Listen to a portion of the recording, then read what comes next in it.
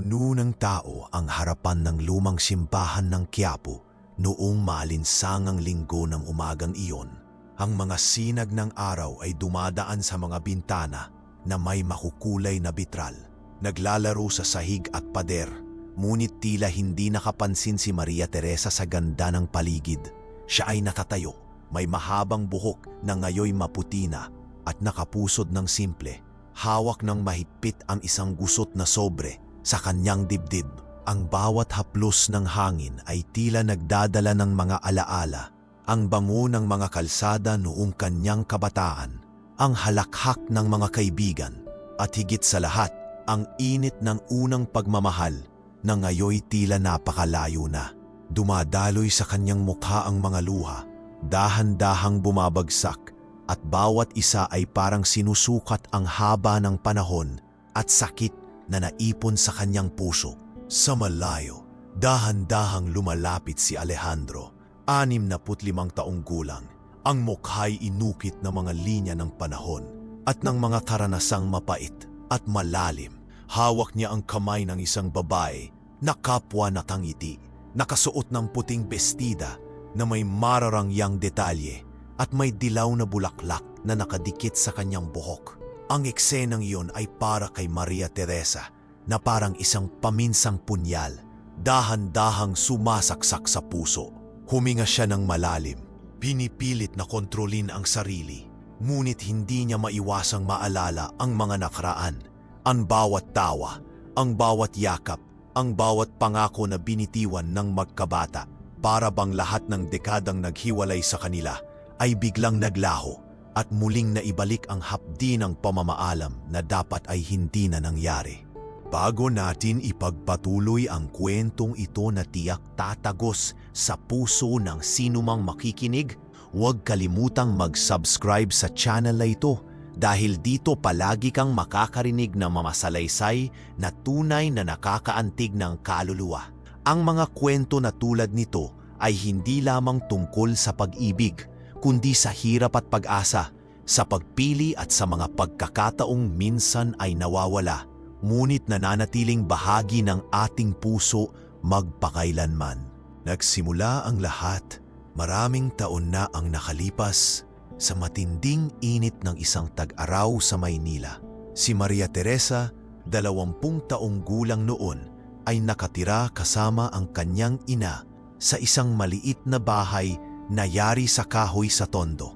Ang lugar na iyon, bagaman payak, ay buhay na buhay. Ang amoy ng uling mula sa mga karinderya, ang tawanan ng mga bata sa alsada, ang ingay ng mga jeepney at kariton, at ang masarap na aroma ng mga bagong lutong pandesal tuwing umaga. Maagang pumanaw ang kanyang ama at ang ina niyang si Aling Luz ang naging haligi ng kanilang tahanan. Nagtatrabaho bilang mananahi upang matustusan ang pang-araw-araw na pangangailangan. Si Teresa sa murang edad ay natutong maging matatag at responsable.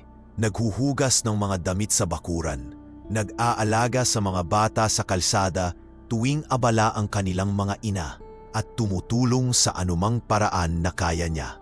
Ngunit sa kabila ng lahat ng hirap, may ningning sa kanyang mga mata, isang tahimik na pag-asa na may nakalaan pang. Kakilang bagay ang buhay para sa kanya.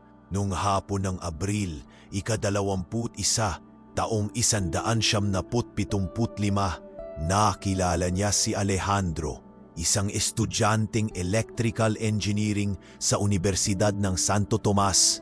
Dumalaw siya sa Pondo upang bisitahin ang kaibigan niya mula pagkabata. Matangkad, payat at may ngiting madaling makahawa, si Alejandro ay nagdadala ng kwaderno na puno ng mga tala, sketches at pangarap. Naalala ni Teresa kung paanong tinulungan siya ni Alejandro buhati ng mabigat na timba ng tubig mula sa kanal. Ang simpleng pagkilos na iyon ang naging simula ng kanilang pagkakaibigan. Nagtagpo ang kanilang mga mata sa isang sandali na para bang tumigil ang mundo sa paligid nila. Nagbiro si Alejandro tungkol sa dami ng kabutihang ginagawa ni Teresa at namula siya sa hiya habang tumatawa. ngunit hindi niya maikubli ang kislap ng tuwa sa kanyang mga mata. Ito nagsimula ang isang damdaming tahimik ngunit matibay, isang apoy na hindi na mapapawi. Lumipas ang mga araw at palaging may dahilan si Alejandro upang bumalik sa Tondo. Minsan, dadalawin niya ang kaibigan o bibili ng empanada mula sa matandang nagtitinda sa kanto. Si Teresa, bagamat nahihiya, ay palaging natutuwa sa bawat pagdating niya.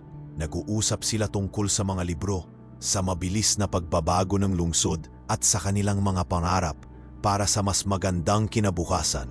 Pangarap ni Alejandro na maging inhinyero at magtrabaho sa Makati upang matulungan ang pagbigay ilaw sa mga gusaling nagsisimula ng umangat. Si Teresa naman ay nangangarap ng maliit na tindahan ng pananahi upang maibigay sa kaniyang ina ang maayos na buhay.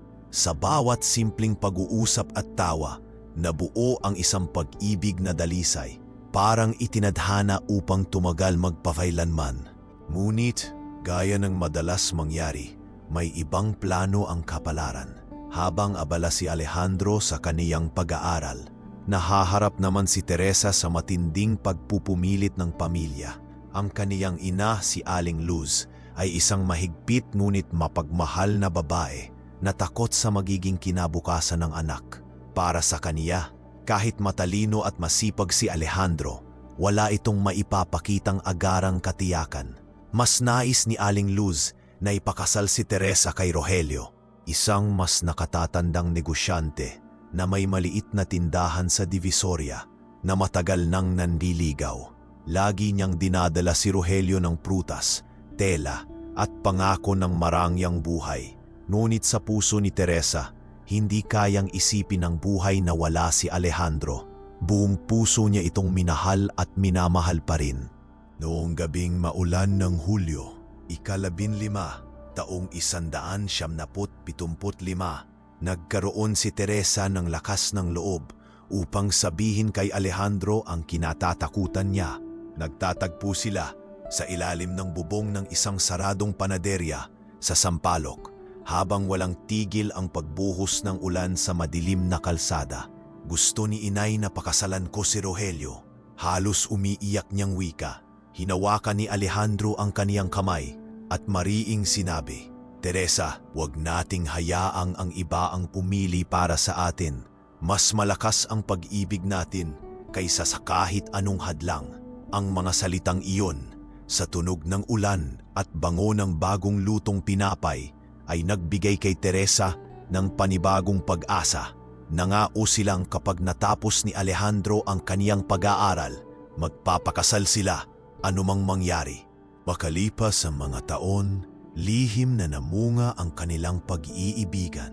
Nagkikita sila sa Intramuros, naglalakad sa mga lumang pader habang pinapangarap ang kanilang kinabukasan. Si Teresa ay maingat na itinatago ang bawat sulat ni Alejandro sa isang kahong karton sa ilalim ng kama, para bang bawat salita ay isang piraso ng walang hanggan. Si Alejandro naman ay walang tigil na nagtatrabaho sa maliliit na racket upang tustusan ang pag-aaral. Ang kanilang hinaharap ay simple ngunit puno ng pag-ibig. Bawat sandali ay may halong kaba at saya, at bawat pangarap ay parang ilaw sa madilim na lansangan ng kanilang buhay. Ngunit dumating ang hindi inaasahan. Isang umaga ng Setyembre, ika-3 taong 1978, natanggap ni Alejandro ang liham ng kaniyang tiyuhin mula Cebu. May alok itong trabaho sa isang lumalawak na kumpanya ng kuryente, isang pambihirang pagkakataon upang makakuha ng karanasan at sapat na pera para makapagsimula ng buhay kasama si Teresa. Ngunit nangangahulugan din ito ng paglayo sa kaniya nang walang kasiguraduhan kung hanggang kailan. Umiiyak si Teresa nang malaman ang balita. Mahigpit na niyakap siya sa estasyon sentral kung saan umaalis ang mga tren na puno ng pangarap at pamamaalam. Nangako si Alejandro na ilang buwan lang siyang imawawala at agad siyang babalik upang sunduin siya. Pinaniwalaan iyon ni Teresa dahil naniniwala siya sa kanilang pagmamahalan. Umalis ang tren at kasabay nito nadala ang kalahati ng kaniyang puso. Hindi niya alam na ang araw na iyon ang magiging simula ng pinakamalaking pagbabago ng kanyang buhay. Ang simula ng isang kwento ng paghihintay, sakripisyo at mga lihim na lihim. Isang kwento na magpapatunay na ang tunay na pag-ibig ay hindi nasusukat ng distansya o panahon, kundi ng tibay at katapatan ng puso. Paglipas ng mga buwan, naging tila walang katapusang paghihintay ang bawat araw para kay Teresa. Ang bawat umaga ay nagsisimula sa parehong ritual, bukas ng mata, sunyap sa lumang relo sa dingding at ang hindi mapigilang tanong sa sarili, babalik kaya si Alejandro ngayon? Ang hangin sa kanilang maliit na bahay sa Tondo ay tila nagdadala ng mga alaala ng huling yakap nila sa estasyon. Ang mga simpleng bagay, ang tunog ng kaldero sa kusina, ang halimuyak ng bagong luto na kape mula sa kapitbahay, at ang mahinang halakhak ng mga bata sa kalye ay nagiging mga paalala ng kawalan at pangungulila. Gabi-gabi nakatitig si Teresa sa mga bituin mula sa bintana ng kanyang silid. Umaasang sa parehong langit ay nakatingin rin si Alejandro sa Cebu. Hawak ang parehong pangarap na minsang pinag-usapan nila. Ang mga bituin ay tila mga piraso ng kanilang pag-ibig, nagliliwanag kahit sa gitna ng dilim at kalungkutan. Sa simula, dumadating pa ang mga sulat mula kay Alejandro. Mahahabang kwento ng araw niya sa kumpanya ng kuryente, kung gaano kainit ang Cebu at kung paano niyang miss si Teresa. Sa bawat sandali, sa bawat pahina ay nakasulat ang kanyang pangako. Sandali na lang, Teresa. Malapit ko nang makamit ang pangarap natin. Pinupuno niya ng detalyadong paglalarawan ang bawat sulat, ang tunog ng dagat sa tabing dagat, ang mga kalsada ng Cebu na puno ng buhay, ang mga ngiti ng katrabaho. Lahat ay nagiging tulay sa pagitan nila, naguugnay sa dalawang puso, sa kabila ng milya-milyang distansya. Sa bawat salita, muling tumitibok ang puso ni Teresa ng may pag-asa at para bang bawat titik ay yakap na nagbibigay lakas sa kanyang kaluluwa. Ngunit habang tumatagal, unti-unting nababawasan ang mga liham. Unay lingguhan, tapos buwanan, hanggang sa halos wala na. Pinapawi ng katahimikan ang dating matibay na pag-asa ni Teresa. At unti-unti siyang napipilitang harapin ang realidad na maaaring may iba nang nangyayari sa buhay ni Alejandro. Minsan, umuuwi siya galing sa palengke sa Divisoria, dala ang mga bagong bilhang gulay at prutas, at biglang makakakita ng lalaking kahawig ni Alejandro mula sa malayo. Ang puso niya ay biglang bumilis, umaasa, ngunit alam niyang ilusyon lamang iyon. Sandaling sumisilip ang pangarap bago muling mabasag ng katotohanan. Sinubukan niyang kausapin ang kaninyang ina, si Aling Luz, na palaging puno ng pangamba at karanasan. Hindi ka pwedeng maghintay sa isang lalaking baka hindi na bumalik, mariin na wika nito, habang pinapahit ang basang buhok ni Teresa pagkatapos ng isang maulang hapon. Ngunit matigas ang puso ni Teresa. Alam niyang buhay pa si Alejandro. Alam niyang mahal pa rin siya nito, at sa bawat tibok ng puso niya, naroroon ang paniniwala na kahit gaano man kalayo, darating ang araw na muling magsasama sila. Isang gabi ng Disyembre, ika-22, taong 199, nagbukas ng bagong kabanata ang kanilang kwento. Dumating si Alejandro sa Maynila. Subalit hindi ito ang pagbabalik na inaasahan ni Teresa. Nabalitaan niya lamang mula sa mga tsismosa sa kanto na ang dating binata na puno ng pangako ay nakikita sa Makati, nakasuot ng barong Tagalog, nakikipag-inuman sa mga katrabaho. Ang impormasyon ay parang kidlat sa tahimik na gabi. Isang mabilis, matinding sakit na pumukaw sa lahat ng damdamin ni Teresa. Gusto niyang hanapin siya, Ngunit pinigilan siya ng takot, ng pangamba na baka mas lalo lang siyang masaktan. Hanggang sa isang araw, nagtagpo sila sa hindi inaasahang pagkakataon sa Luneta Park. Ang malamlam na ilaw mula sa mga poste, ang malamig na simoy ng hangin na dumadampi sa mga mukha ng mga naglalakad, at ang tunog ng mga alon mula sa ilog Pasig ay nagbigay ng isang kakaibang timpla ng katahimikan at tensyon. Doon, nagkrus muli ang kanilang mga mata. Ngunit kakaiba si Alejandro. May lungkot sa kanyang mga mata. May pigat sa balikat na hindi niya dalang-dala nung una silang naghiwalay. Tahimik siyang yumakap kay Teresa, ngunit wala ng kasiguraduhan. Wala ng pangakong magpapalakas sa puso ni Teresa. Tila ba pinipigil niyang sabihin ang isang katotohanan na maaaring makawasak sa mundo ni Teresa. Mula sa sandaling iyon, nagsimula ang masalimuot na yugto ng kanilang pagmamahalan. Ang mga gabi ay lumalim sa kanilang mga pag-uusap. Mahahabang oras na puno ng tawanan at halakhak sa simula, ngunit palaging may bitin, palaging may lihim na nakatago. Sa bawat sagot ni Alejandro, nagtatanong si Teresa, ngunit laging nag-iiwas ang lalaki, nagtatago sa isang pader ng katahimikan. Ang bawat sagot niya ay may halong pag-iingat, at ang bawat tawa ay may halong lungkot. Ang mga simpleng sandali ay puno ng tensyon at kawalan ng katiyakan. Hanggang dumating ang gabi ng 14 ng Pebrero, araw ng mga puso, taong 180,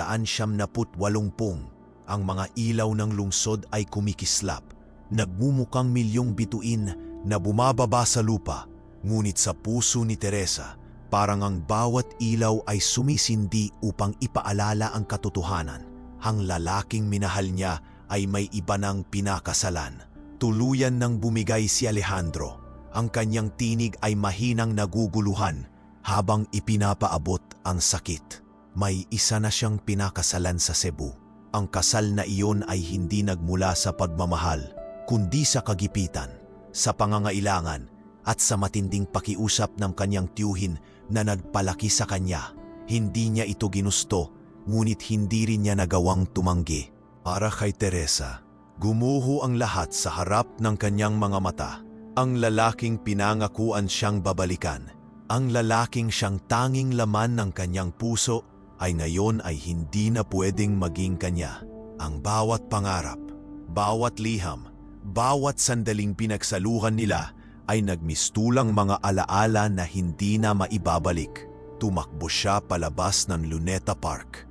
Hindi alintana ang ulan na biglang bumuhos. Ang lamig ng tubig na bumabagsak sa kanyang muka ay halo sa init ng luha. Isang kombinasyon ng sakit at pagluha na walang katapusan. Sinubukan siyang habulin ni Alejandro, ngunit pinigilan siya ng bigat ng katotohanang pasan-pasan niya. Ang gabi ring iyon ang nagselyo ng masakit na kapalaran nila. Dalawang pusong nagmahal ng lubos, ngunit pinaghiwalay ng isang desisyong wala sa kanilang kamay. Habang tumatagal ang gabi, nakatayo si Teresa sa gilid ng ilog. Pinapakinggan ang rumaragasang tubig. Bawat patak ay parang pagbagsak ng mga pangarap niya sa ilalim ng madilim na kalangitan. Ang mga alaala nila ay dumadaloy sa isip niya.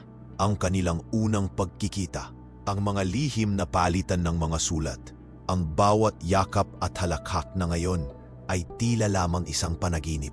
Sa ilalim ng lamig ng gabi, natutunan ni Teresa ang isang mabigat na leksyon. Ang tunay na pag-ibig ay minsan ay hindi nasusukat ng distansya o panahon, kundi ng mga desisyong hindi natin kontrolado.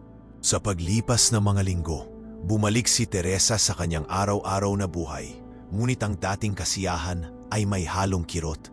Ang bawat sandali sa bahay, sa palengke, sa kalye ng Tondo ay may halong pangungulila at alaala ng isang pag-ibig na hindi na maibabalik.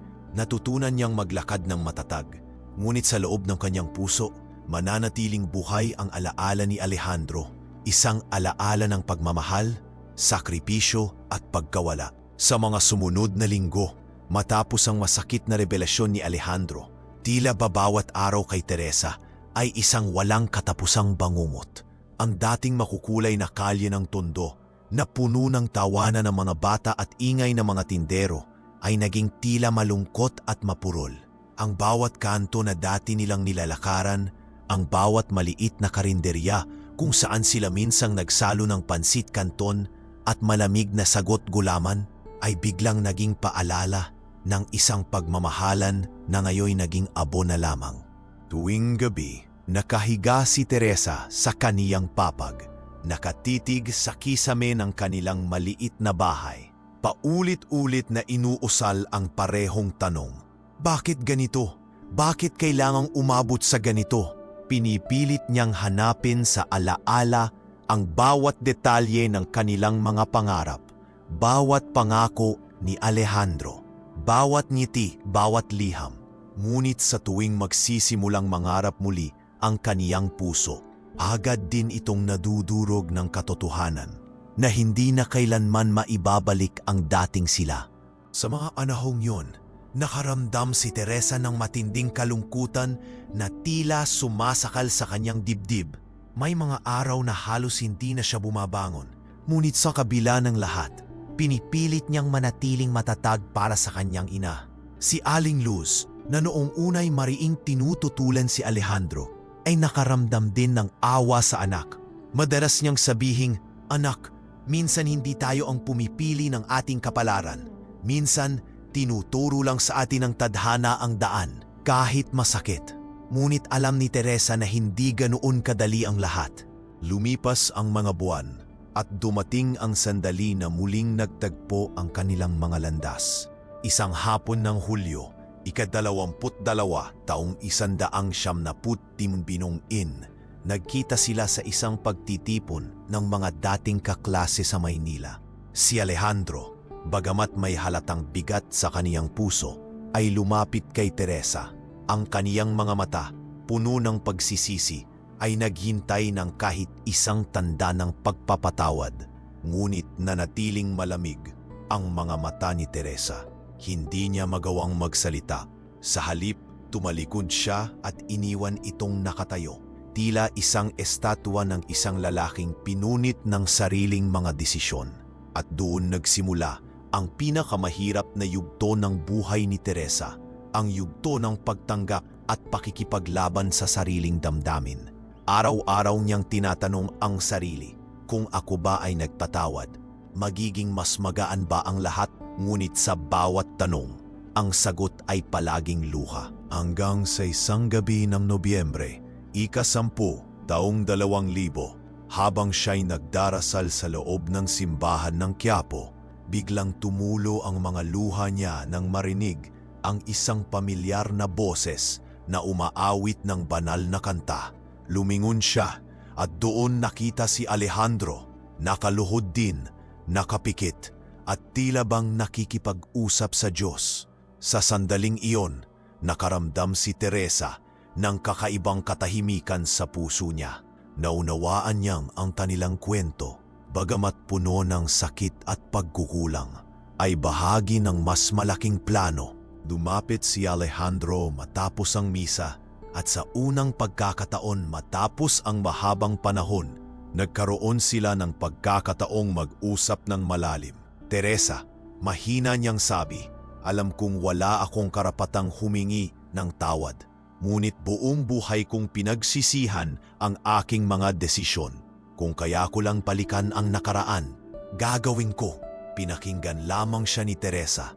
At sa mga sandaling iyon, hindi naggalit ang nangingibabaw sa kaniyang puso, kundi awa sa lalaking minsan niyang minahal ng buong buo, ngunit ngayoy biktima rin ng sariling kapalaran. Matapos ang gabing iyon, dahan-dahan silang muling nagkita, hindi bilang magkasintahan, kundi bilang dalawang taong pinagbuklod ng isang masakit ngunit makapangyarihang alaala. Dumadalaw si Alejandro upang maghatid ng mga prutas. Minsan ay tumutulong sa mga gawain at minsan na may simpleng nakikinig lamang. Ngunit malinaw sa kanilang dalawa na ang kanilang pag-ibig ay nanatiling nakalibing sa ilalim ng mga taon ng pagkukulang at maling desisyon hanggang dumating ang isang trahedya. Isang umaga ng Enero, 5, taong 2002, nakatanggap si Teresa ng balita. Si Alejandro ay naospital matapos atakihin ang puso. Tumakbo siya patungong Philippine Heart Center, kung saan nakita niyang nakahiga si Alejandro, maputla at mahina. Ngunit may ngiti pa rin sa kanyang mga labi. Hinawakan niya ang kamay ni Teresa at mahina niyang bumulong. "Salamat dahil kahit huli na, pinatawad mo ako." Tumulo ang mga luha ni Teresa habang sinasabi, "Hindi man natin nakuha ang wakas na pinangarap natin, hindi kailanman nawala ang pagmamahal." At doon sa huling pagkakataon, bago tuluyang pumikit ang mga mata ni Alejandro, nakatagpo sila ng kapayapaan, isang pagmamahalan na nahuli nang dumating, ngunit kailanman ay hindi nawala. Mga kaibigan, hindi ba't sa buhay natin may mga pagkakataon na dumadating ang pag-ibig sa maling oras? Ngunit ang totoo, ang pag-ibig na totoo ay hindi kailanman nawawala. Maaari itong mapuno ng sakit, maaari itong maipit sa maling mga desisyon, ngunit ang bakas nito ay mananatili habang buhay. Kung ikaw ay nasa kalagayan ni Teresa, pipiliin mo bang manatiling sugatan o matututo kang patawarin at muling magmahal? Ibahagi mo sa akin ang iyong sagot sa mga komento dahil gusto kong malaman ang iniisip mo.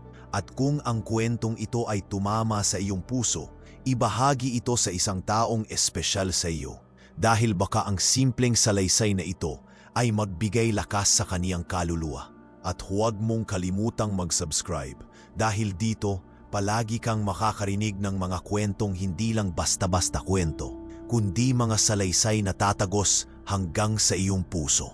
At bago tayo magtapos, nais kong iwan sa iyo ang isang paanyaya.